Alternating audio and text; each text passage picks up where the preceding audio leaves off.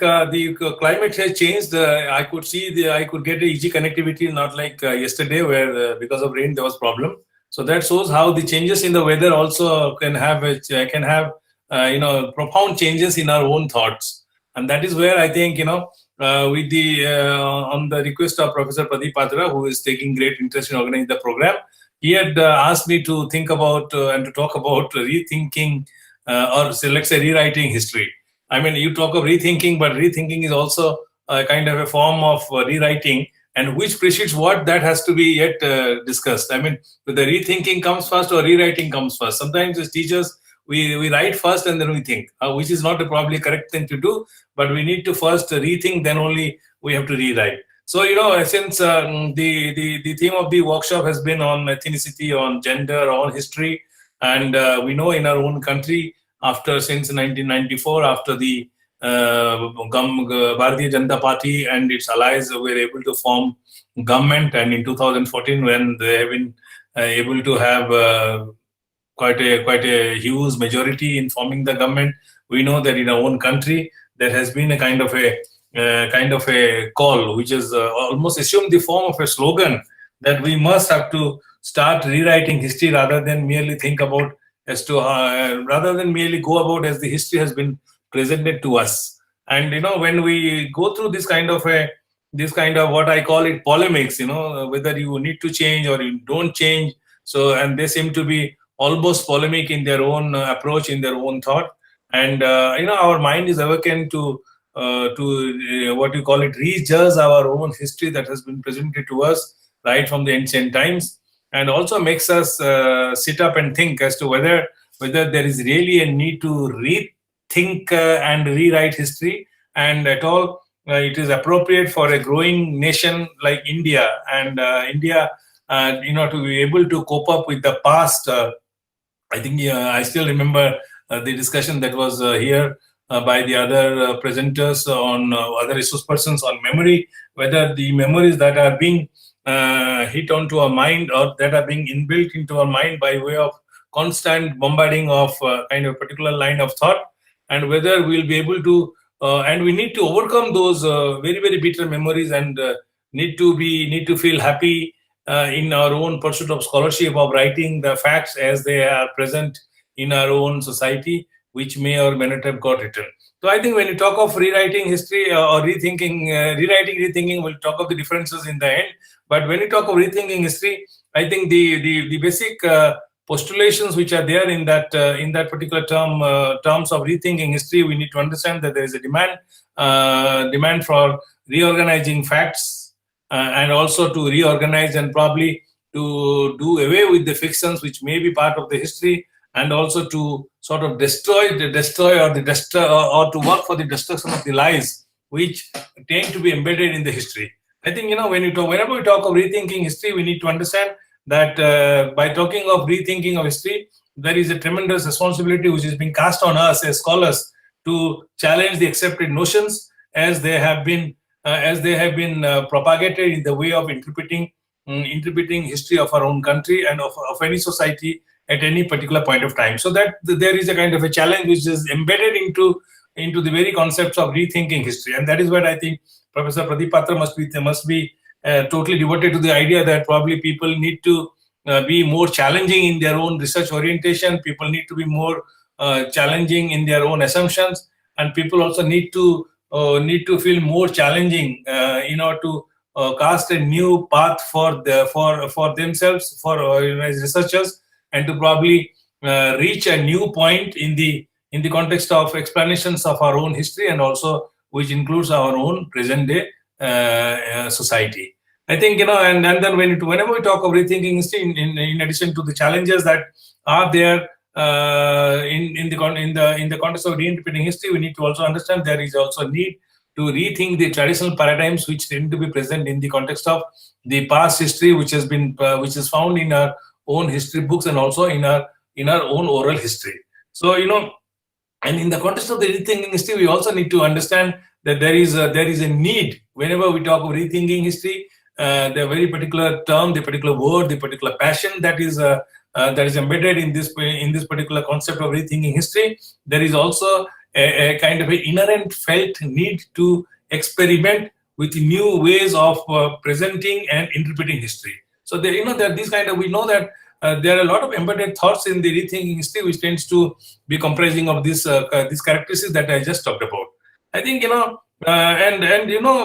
we talk of history, popularly we all assume that everybody has a history, everything in the society has a history, and nothing exists behind history, nothing exists without history. So whether we pick up any concept, or we pick up any particular term, we pick up any particular idea, we pick up any particular movement, or we pick up any kind of a individual or collective action which are present in the societies at different point of time, we find that everything tends to have a history. And when everything seems to be having a story behind it, I think when you talk of history, I think there was no gender history, there was no emergence of gender history. People thought history means his story. That means the story of the men as they have been written about, their victories, their operations vis-a-vis the other societies, or as you said, their contributions towards building up their own community in terms of power, in terms of wealth, in terms of various other production of knowledge. But as the feminism arose, as the awareness about the gender contribution or about the women's contribution also emerged, that his story become probably his and her story. But since, because it seems to be known as history, it tends to combine both the men and the women's contribution, both positively and negatively, towards one's own society and also towards the global society as such. So it is. So when we talk of history, and we need to understand that it's also important to recognize and remember that the kind of histories that we assign to thoughts or to assign to things and people are nothing but self-composed, but composed, created, constituted,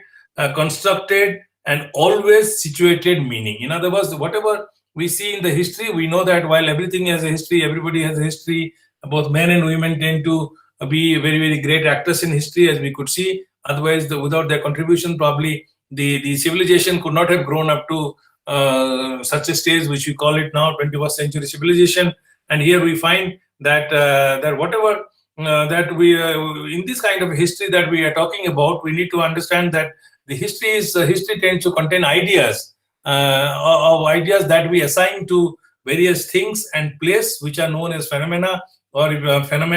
and these ideas that we tend to superimpose on this phenomena tend to be rather composed, created, constituted, constructed, and also what we know is situated context, or as they have been located in the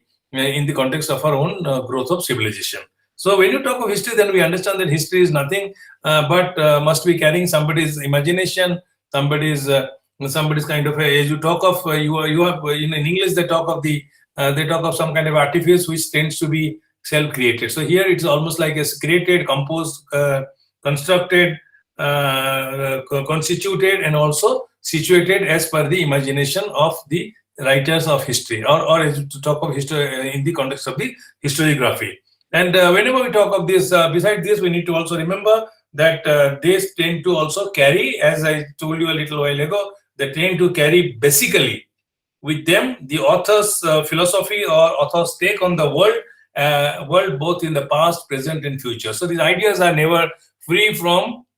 any kind of an individual, you can call it motive. I'm not saying of in a negative term, but when you talk of motive, it's like the individual's own self-wish,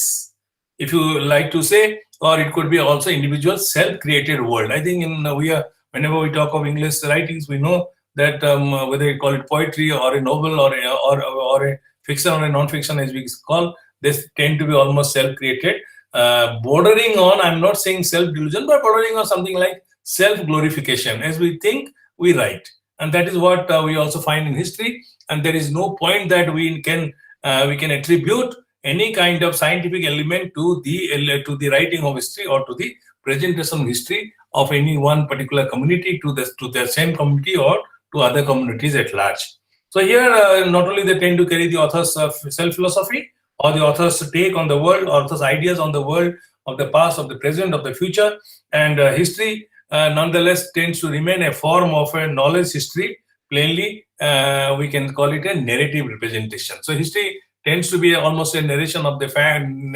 happenings as they happen at a particular point of time, and it tends to merely give us a kind of a narration without telling us without making any kind of a value proposition, whether a particular happening at a particular point of time in history was at all good or bad, or it was, as we call it, or it was ugly. So here we find that if we quote an American philosopher of history, Hayden White, I quote him: "We can know the truth of the past through a detailed knowledge of what happened,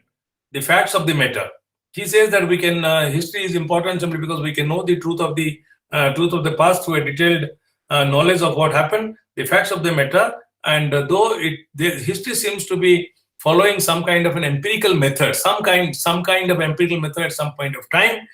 we discover our subject knowledge to possess objective knowledge in our own history. In other words, he says that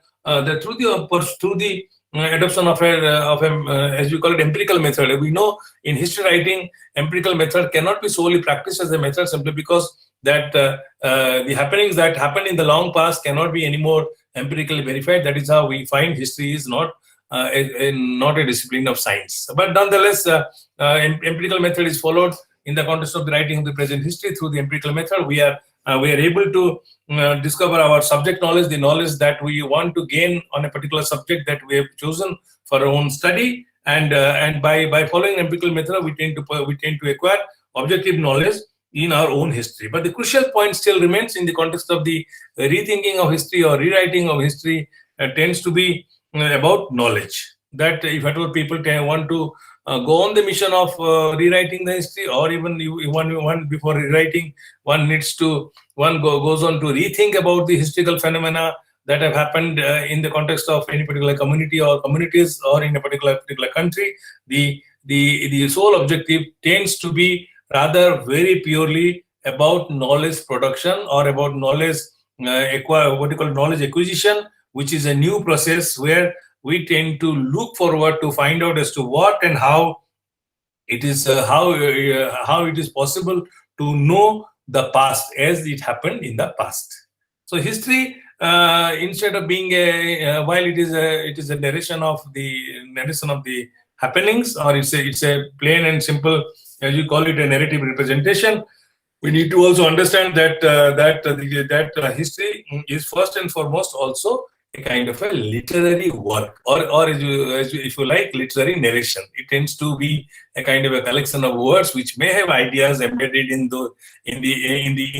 deployment of those words, to justify or to negate the ideas which tend to come to the mind of the author, who tends to be engaged in the writing of history, or even in the context of the rethinking history. So history, while it's simply a narration, narrative representation, it is also tends to be a literary work, and the literary work tends to be concentrated on the past. It is also a literary composition of the date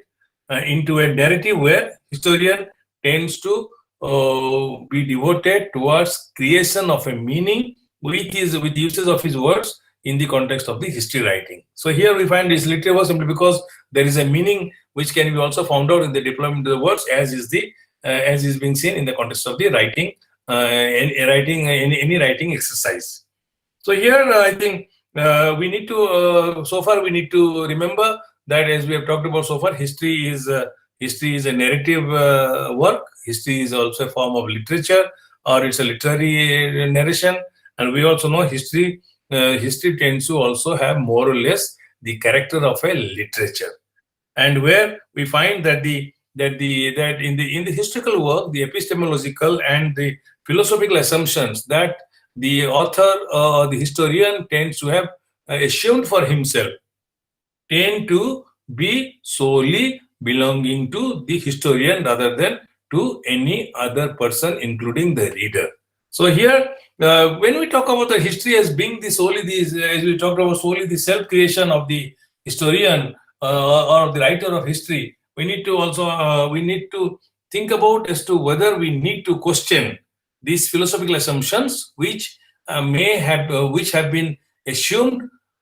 maybe quite logically by the author, or maybe without any sense of logic. So it gives rise to the question of whether we need to question these philosophical assumptions, and simply because history can correspond with the reality of the past through a knowledge of its content. Because history tends to correspond with the reality of the past with the through the knowledge of its content. There is it is all a question tends to arise as to we must need to question the philosophical assumptions which may have been assumed by the writer of history or by the historian. So that is where I think that takes us to the point as to why in the context of scientificism, we know we are in the age of post-truth, but nonetheless, the positivism was based on more on scientificism, scientific ideas, and that is where in science we know we are told that we must question everything rather than merely accept things as they are presented to us in any form, including in the form of history. So here we find that when you look at epistemologically, I think when you talk about history, it tends to have epistemological and philosophical assumptions by the historian, by the history writer. We need to also understand that history epistemologically is a form of literature which tends to carry our philosophies of life and not an empirical method. The historian Jenkins tends to have said that history is an epistemological, is a form of literature epistemologically, and also it tends to carry our own philosophical assumptions, our own philosophies of life, self-philosophy of life, and also our own lived life experiences that human beings tend to feel and live within a particular society. And it is certainly not an empirical method. It is certainly not a verifiable method. So here we find that if we take into account the ideas which were very, very dominant in the colonial times, led by Foucault, led by Macaulay, and later on by Michael Foucault, we can understand that history is not the same as the past. I think somewhere we talked of deconstruction yesterday. If we talk of deconstructionism tend to question, tend to look at things in relation to its opposite, and tends to question every assumption that seems to have been assumed in the earlier period preceding the era of deconstructionism. So here we find, so if we go by the ideas of Michael Foucault and primarily the ideas of deconstructionism, we need to understand that history cannot be treated as the same as the past. Although there is and we all know there's always a difference between history and the past. What may have been recorded may not be the same as may be present in the past. So, but nonetheless, since and whatever is recorded of the past tends to be known as history. So that is how Jenkins tends to say history is not the same as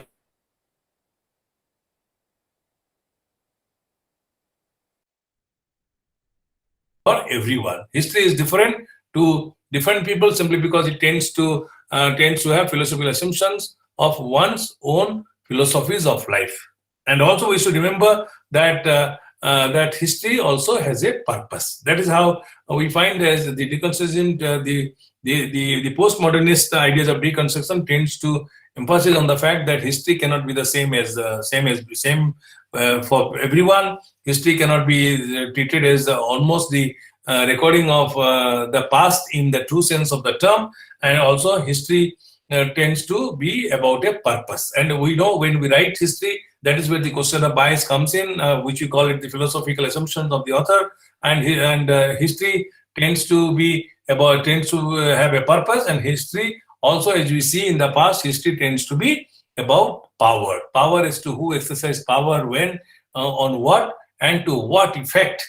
that power was used, and so as to understand the consequences that the exercise of power by the so-called actors of history tend to leave behind in our own annals of history for the various communities. We also have to, if you go by the ideas of deconstructionists, we need to understand that history is also never innocent, because we all know we write, that's how we said history has a purpose. Since it has a purpose, we also need to understand that history is never innocent. History always written with an intention of good or bad, depending on the author's own self-perception, and it tends to be hence not always logical. But we should also remember that history although it cannot be logical, it will, however, be ideological, and not in terms of political bias, but in terms of moral rights and wrong. So, these are the deconstruction to point out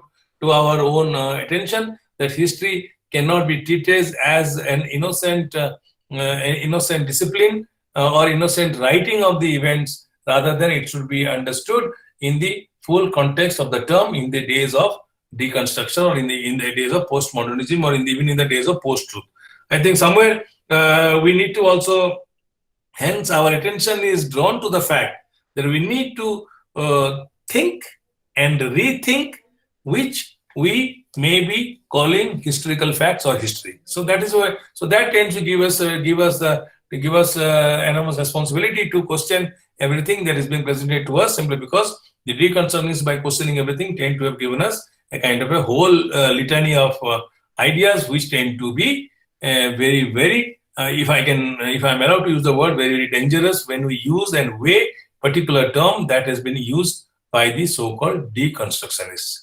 And here we find, so we need to understand to simply that history is only a description of things that happen, and hence it can be easily questioned. It can be easily rethought about. It can easily be rewrote. If at all, it does not tend to present a correct picture of the past, which is of great significance to the communities who may be residing within a particular geographical area or within a particular territory. And here we find that history, although it's a description of things that happen, and it tends to have no intrinsic meaning as the facts or the happenings are being presented in the books of our own history, or even in the description of the history of any particular community of a particular country. So here, when you find that it is not logical, it is ideological, we also need to remember that the logic of history is not one of discovery, but of construction. As we said, history is a construction, history is constituted, history is created, history is more and more self-created kind of idea. So here we need to understand that history is simply a creation, and history's responsibility is not about discovery of the facts as they may, or discovery of the facts here is the happenings. I'm not going to the logical dimension of the facts, logical aspect of fact, but as the happenings as they may have happened in the past. So history, the logic of history is of construction, and that's how we talk of, when you talk of deconstruction, we tend to destroy the early held assumptions and tend to give new meaning to the happenings as they may have happened in the past, and tend to be also in the nature of reconstruction. So that's how history, thinking history or rewriting history is in the nature of reconstruction rather than merely continuation of the constructed idea which may be presented in the context of the philosophical assumptions held by the history writer, which is the art of historiography. And here also we find that the logic of history tends to be also dependent on referentiality. It tends to refer to the happenings as they have happened in the past, and tend to be not devoid of any kind of reference. In addition to referentiality, we need to also understand that the logic of history tends in the history writing. We need to also we tend to deploy figurative thinking by presenting certain arguments, and by not presenting certain arguments, and also by our own use of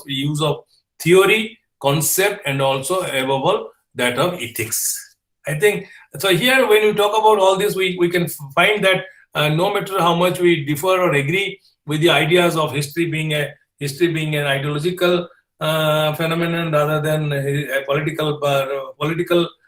history writing, we need to agree that history nonetheless happens to be a task which is primarily achieved in the context of our own desire for knowledge production. So history tends to be a kind of a very, very inevitable process of knowledge production that we tend to associate it with our own stages of learning, or with our desire of learning. So so when you talk of if we have to question what is history, if we have to question what is the epistemological status of historical knowledge as they have to happen to be present in any particular society at any point of time, and why history should be taught, since we have been taught history right from our school days up to today, these questions tend to be asked in the context of the long-held belief that history is nothing, although it's a literary narration, it's a narrated description, or as you call it, it's like a narrated work. It's still, history tends to be almost a speculative experiment. So we need to understand that if at all, whatever we are presented in terms of history, it tends to be a speculative exercise. It tends to be driven by the motivation of the human beings, by the history, by the writer of history, and which also may be dominant in that particular time, at that particular time, in that particular society, and in the given situation. So here we find since we live in the era of post-structuralism, post-modernism, post-feminism. I think we talked of feminism, but we also know that feminism has gone much beyond in the more than 50 years. That now we are the certain changes have come up in feminism where it tends to be known as now post-feminism. So in the era of post-structuralism, in the era of post-Marxism, in the era of post-feminism, in the era of post-colonialism. If we talk about, we know that there and also the various deconstruction approaches that are being presented to us, we are now asked to think very, very significantly as to what passes for history is to be regarded as something imagined rather than something which is very, very factual or which is very, very scientific, since the empirical knowledge cannot be used to verify the truth of any kind of a reporting about a historical event of the past. So what passes for history is imagined, and it is also a block to the imagining of the things further, that in the name of emancipation or empowerment, they are altogether more relevant and to the point. In other words, what passes for history tends to be a motivated work. Motivated work in the sense, as we saw, the philosophical assumptions of the author or the writer of the history, and what is being presented in history tends to be also presented to us in a manner that we are probably prevented from rethinking the history as it is found in the textbooks or in our own literary work, and also in the name of emancipation and empowerment. History tends to be presented in a particular phenomenon. And when you talk of history, we all know that why people want to know history, because they want to find, not only they want to change for the better, they also want to find out that how they were being treated in the past, and where is the need, and whether there is a need for emancipation from the old historical long-held beliefs as they are in the history, and also how self-empowerment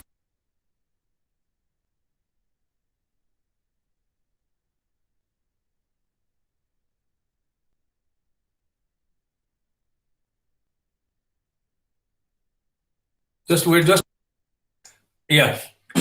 So here, in the context of this need for empowerment, and also in the context of emancipation, we find that sometimes the presentation of the history at any particular time may be acting as an obstruction for our own knowledge production about our own need for emancipation and need for also empowerment. So here, when you talk about little more, we find that that history tends to be known as historicization of the past. And by historization, we tend to understand that it tends to be a kind of a narrative. It tends to be a kind of a narrative representation of the things that have happened in the past, in particular, of a particular peculiar time space product of a certain kind of essentiality, which was which is typical of the time within which this historical work of the past is being attempted. In other words, if you talk of the historicization of the past, we primarily understand that it is solely concerned with the Western, European, and North American consciousness of the 19th century, which tends to be filling our own historicization of the past or the history work of the past. So here we find, when we talk of essentially Western, essentially European, or essentially North American consciousness, we tend to see that the kind of Enlightenment ideas of Enlightenment and later the philosophical ideas tend to have made inroads into our own history of the past, not only of India, but also of many other communities who may be residing in the so-called countries of the South. So here, history, when you talk of history as the past, it tends to be only one way of past thinking. It tends to be solely concerned with the past and doesn't seem to be at all concerned with the future. And so history has something, when you talk of history as the past, or when you talk of historicization of something, we need to understand that historicization of something does not have histories in it, not in the past, not even now. So here is somewhere that shows the limitations of any historical work when we tend to compare the past with that of the present or that of the future. So that's why we say historicization doesn't have anything to do with that, doesn't have histories of in the past, and cannot also be said to have histories in the present as well. So rethinking history, if we agree that history is all about the past, then we need to also, as times change, as development changes in the society, as the communities tend to further grow, and as knowledge production tends to take place in various in the life of the communities, or in the communities context, we need to understand the rethinking of history tends to become a crucial part of the experiment of the modern. So in the modern times, I think if we understand today, we tend to have come in past into the era of modernity, and in modernity, as we know, that the ancient ideas, ancient history tends to be questioned much more virulently, much more in a scrutinizing manner, and where we tend to understand that rethinking tends to become a kind of a crucial part or crucial responsibility in the context of the so-called thinking individuals who are concerned with presentation of the achievements of the communities of their or other communities at any point of time to the so-called world community, or to the so-called people of the world, who tend to be looking further to learn more and more about various communities as they seem to be existing or living on our own planet. And here we find that besides being a rethinking history, besides being a crucial part of our human endeavor, and it also tends to be an experiment of the modern day era or modernity, and through and why? Because that people realize that by having a different gaze, by looking at the same happening through a different eye, through a different perception, through a different discursive practice, one can probably learn about the future orientation and the needs for liberation and postmodern discourses which may be hidden in the desire of the community. So that's how I think rethinking is primarily an exercise which tends to be solely dedicated towards understanding the experience, towards understanding the desire, the discursive practices, the deconstruction through way of deconstruction, through the future orientation of the community, and also the story of liberation or the desire of liberation of the community through in a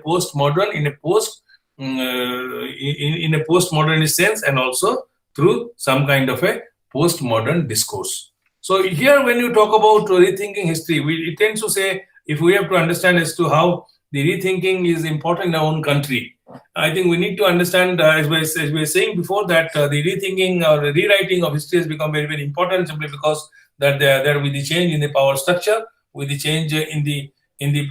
changes in the political parties occupying the seats of power in their own country, they seem to have derisive ideas about the history of India as has been presented in our own history book and also to our own community. And as they seem to be wedded to a particular ideology, they seem to be advocating a particular way that people need to rethink history, and hence they have to rewrite history so as to represent the same phenomenon as they have been described by other, as we call it, left-wing left-wing authors of history, in a typical manner, where the present-day political party tends to have a kind of an idea where the history needs to be presented to our own communities in a different manner than what it has been today. So rethinking history in India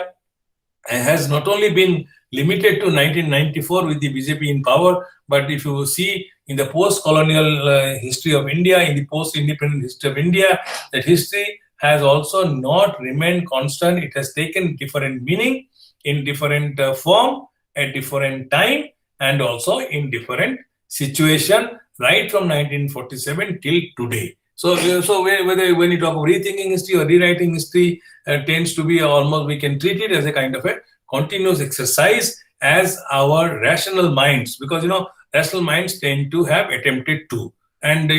although there is a fashion of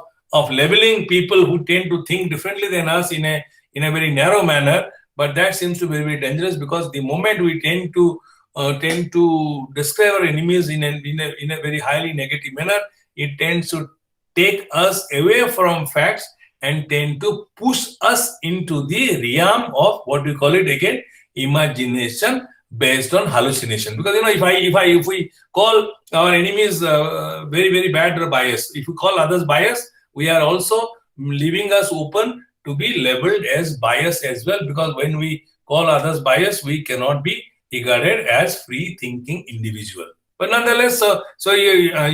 here we find that the rewriting history or rethinking history has been advocated by most probably and most importantly by the group, right-wing groups, as they happen to be present in today's India, and that seem to have also forced ICHR, Indian Council of Historical Research, to stop the other left-wing histories which have been written in the context of Towards Freedom, which is a big project undertaken by the ICHR. It has also forced NCRT to delete certain references to certain historical happenings, which is not to the liking of the right-wing group, and which they think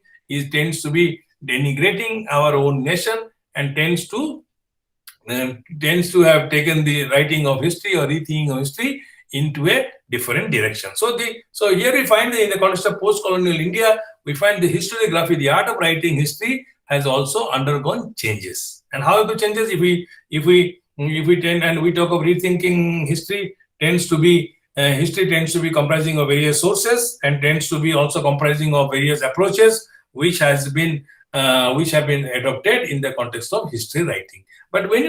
you see historiography in the days of post-independent India, we find that history tends to be the India's independent history writing tends to be a project of colonial history, because after the colonialists left India, and when in India's history tend to have been attempted to be written by the so-called historian, we find that it tends to be largely motivated by the so-called colonial values and idioms which were dominating our own Indian society at that point of time. But if you go back to the pre-colonial India, before the British came, we find that in the pre-colonial India's history, we find that the Orientalists, comprising of W. William Jones and also H.T. Selbrock, they tend to have glorified the ancient India in a manner that the India's law, India's institution, India's governance practices, India's social situation were considered to be at a very high level, and the whole ancient India is considered to be a golden period in the history of India and in the history of India's communities. So here the Orientalist ideas had dominated history writing in the past, in the pre-colonial India. But as soon as the early 19th century ideas of freedom and individualism came on to dominate our own human consciousness, we find that the Orientalist glorification of India's past was abandoned, and it was looked at from a very, very different perspective, which was propagated by the so-called liberal historians. And here we find the liberal history tend to have become more liberal history writers tend to idealize the modern West, the modern Western ideas comprising of individualism, freedom, and also democracy, and tend to have presented India's history in a very, very different manner, which is in opposition to that of the so-called Orientalist. And here we find that when James Mill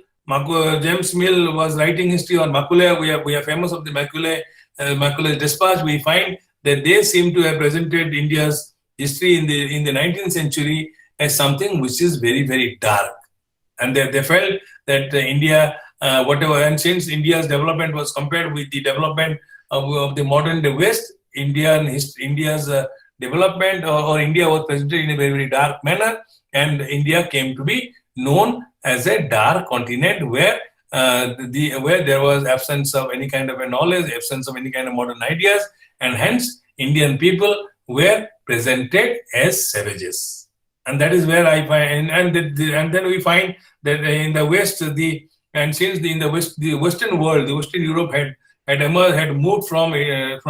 Enlightenment right up to modernity, and since that process was not present in India, India was presented to be a dark continent, or to be living in the era of darkness. But we find that as we go to late 19th century, with the growth of capitalism,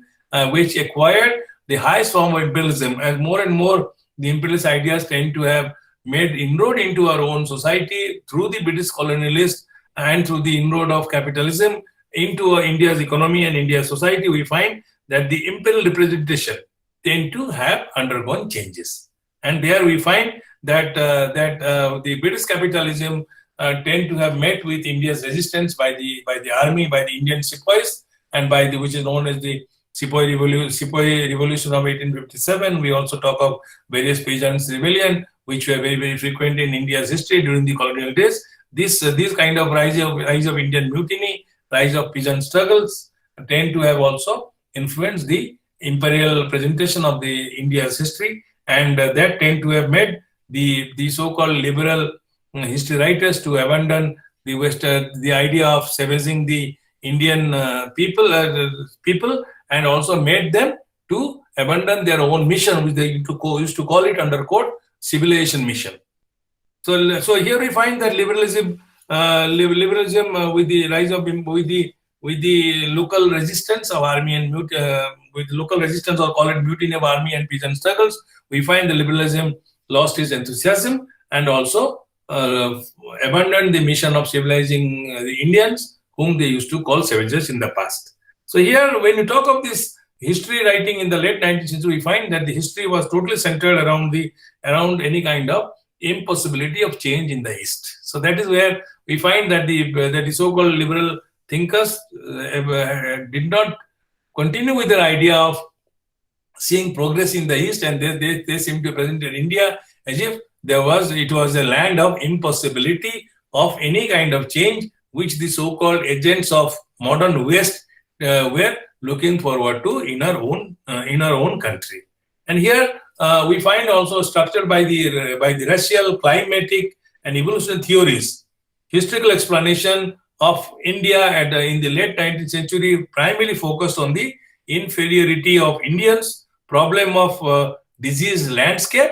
and also the lack of any kind of a change that is going to come about in our own country. So here we find that the history writing tend to have focused on the inferiority of the native people, of the Indians, problem of and the disease landscape. They did not like the landscape where they saw that the so-called modernity projects could not be successful, and hence they tend to have also when they were not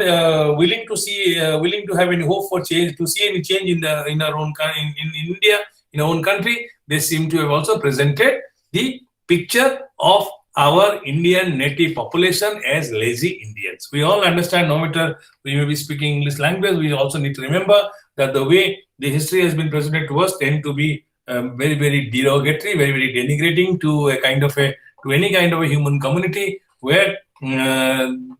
nobody could at all very surely say that there would be no change to come about in the present or in the future history of the so-called community. But they tend to have presented us in a very, very not only when you use the word savages, when you use the word civilization mission, and when you use the word of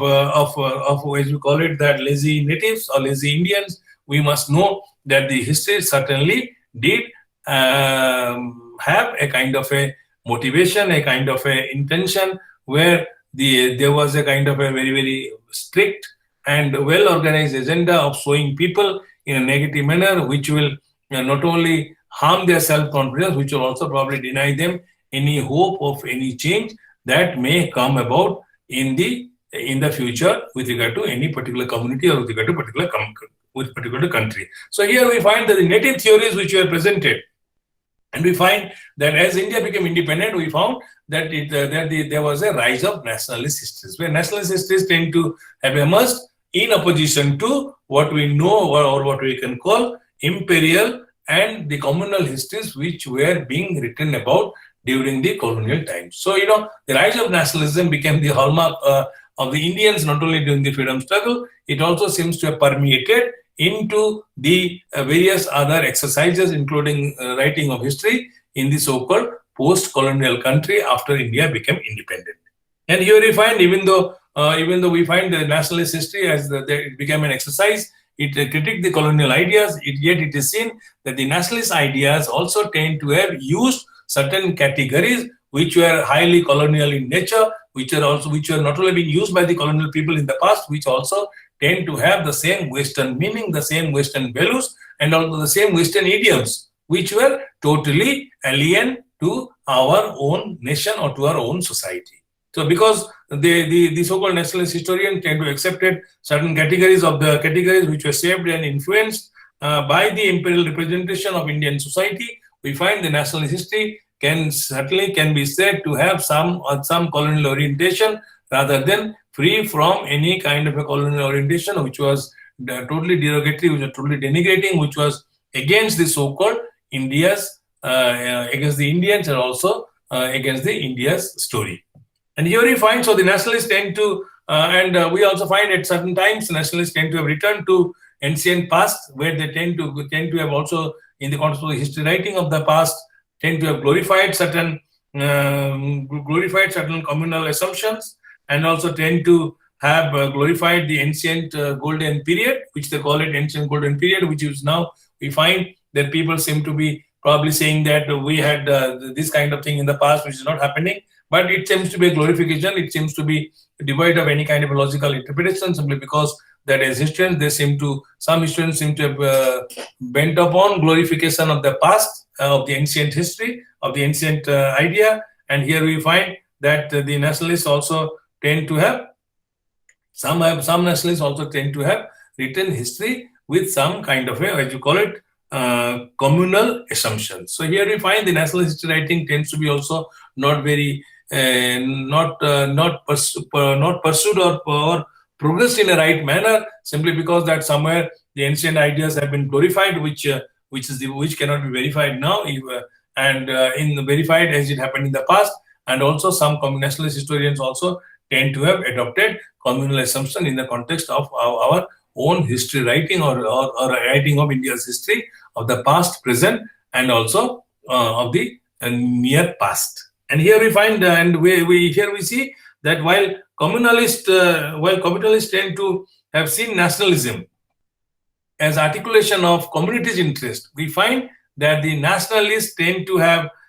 subordinated the idea of self to that of nation or to that of individual rights. So the communalists who are writing their own history tend to have regarded the ideas of the community to be much more supreme, while the nationalist historians who were not writing the communal history tend to have subordinated the idea of any self of a person, the idea of a person, to the idea of a nation, and also to the idea, as you call it, to the idea of individual rights, because they were imbued with the idea of individualism, which had come up in the context of the Western society. So here, when we talk about this, we need to understand that the communal histories tend to have filled the past with intercommunity conflicts, and the nationalists tend to have seen history as as an era of amity and as an era of immunity, as an era of amity and as an era of unity. So here we find that even in the context of the post-independent history writing, we find there is a kind of a different perception, which you call it some kind of a duality, where you see that that people tend to glorify, people tend to focus on the phenomena that they tend to consider important in defense of their own imagination, in defense of their self-construction, rather than look at the facts as they should be looked at in the era of scientific scienticism, or in the scientific era. So here we find that that some sections of the history tend to have also used, tends to be using and tends to be used also religious categories in the in the narration of the happenings of the past. Hello. So here, anything which is there? Anything, sir?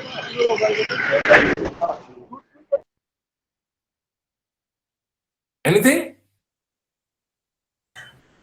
Sir, by mistake, I think. No problem, no problem. No, I was just trying to, no problem. So here we find that when we talk of the historians, we find that even today, while historians tend to be glorifying the past, tends to be also presenting the history as the history of conflicts, and some historians tend to present the historical happenings as the as that of unity and amity, and some also tend to look at historical happenings of the past through some kind of a use of communal lens. And in the post-independent India, we can also see there has been also an emergence of a what you call it secular left-wing historians who tend to have looked at history in a much more different manner than which is sharply different from that of the other historians that we seem to have talked about before. And here, when we talk of when you look at the nationhood,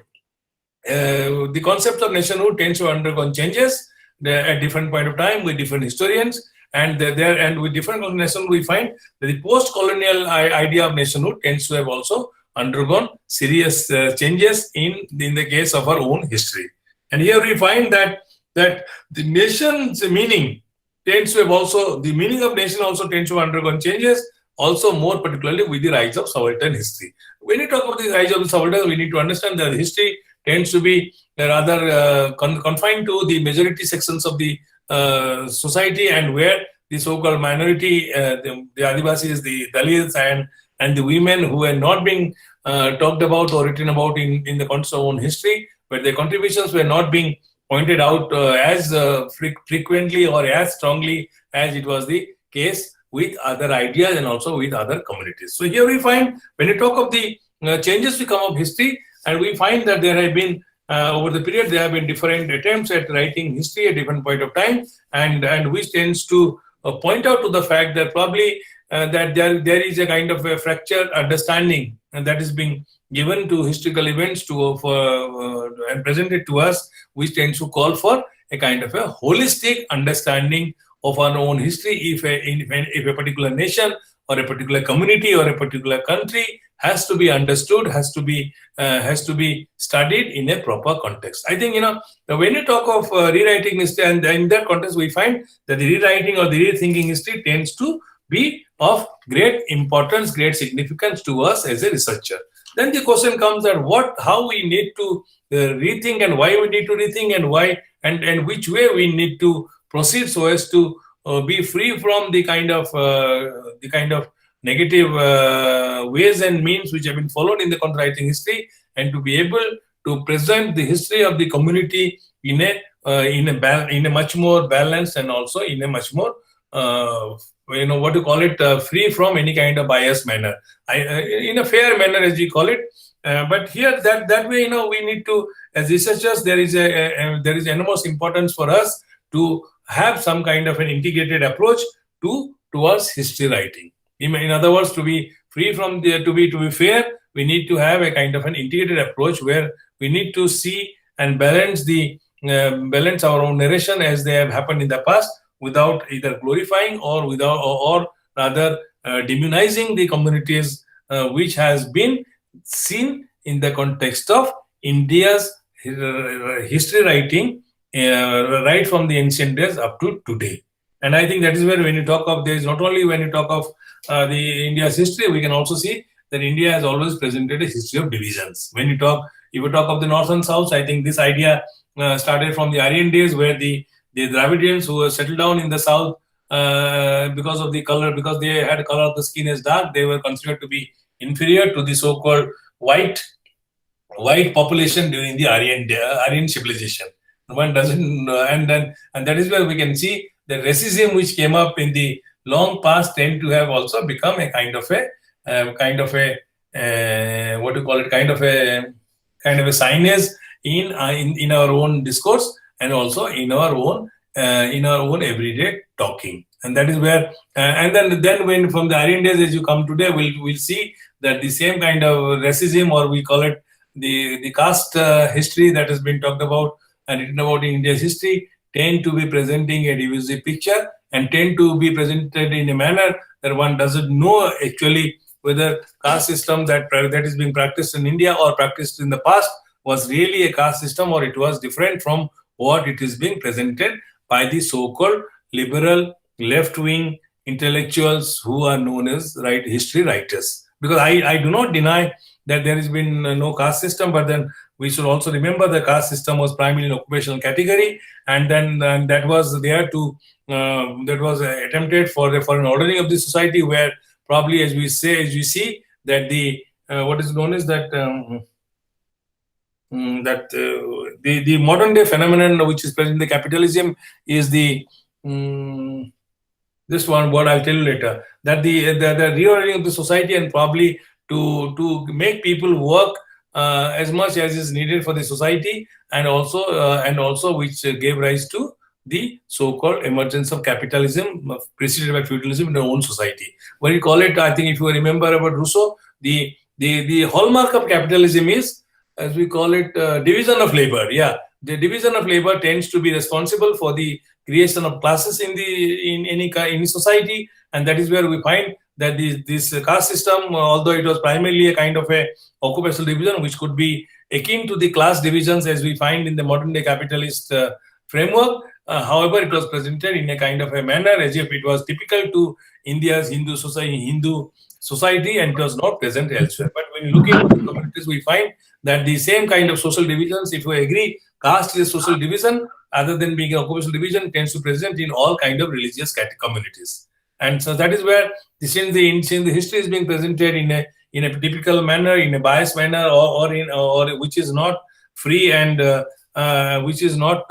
free and fair, and also not respectful of the communities who are present. When we talk of respectful, we are not meaning that nobody should talk of the negative things which are present in our own community. But nonetheless, when there is so much of a challenge in the context of unfairness, in the context of not so balanced presentation of the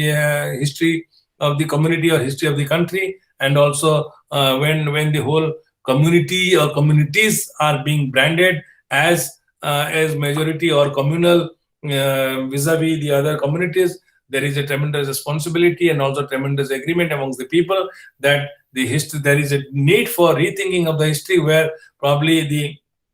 various social categories that we use, whether it's in terms of ethnicity, in terms of gender, in terms of various other social categories, need to be re-looked at so as to be able to present a picture of the community or communities, if you talk of India, in a manner that is in keeping with the modern day requirements of knowledge, purely within quote knowledge, rather than any kind of negative information which tends to go against the so-called dictate of modern day scientific knowledge. I think I will end it here. I don't know, it's finished very early, but I will end it here. We can talk about it. And if there is any idea, you have some ideas to share, we'll be also happy to learn and see how things can happen. Thank you.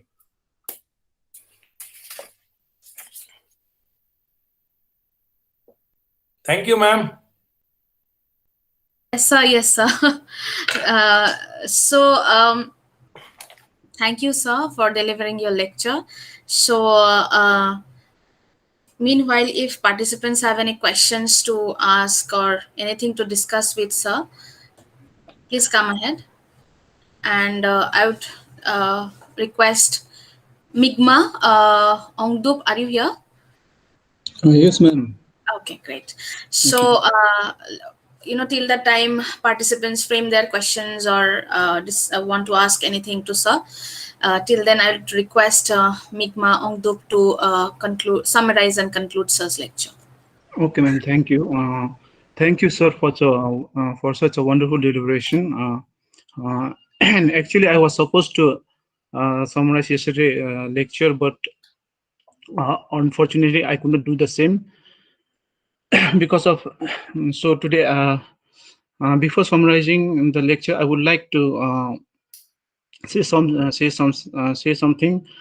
First of all, I would like to thank Bodoland University and all the resource person, especially English department, Bodoland University, for organizing this kind of workshop during this pandemic. So regarding summarization, I would like to focus some important points delivered in short lecture. As this lecture is about rewriting history, rejudging over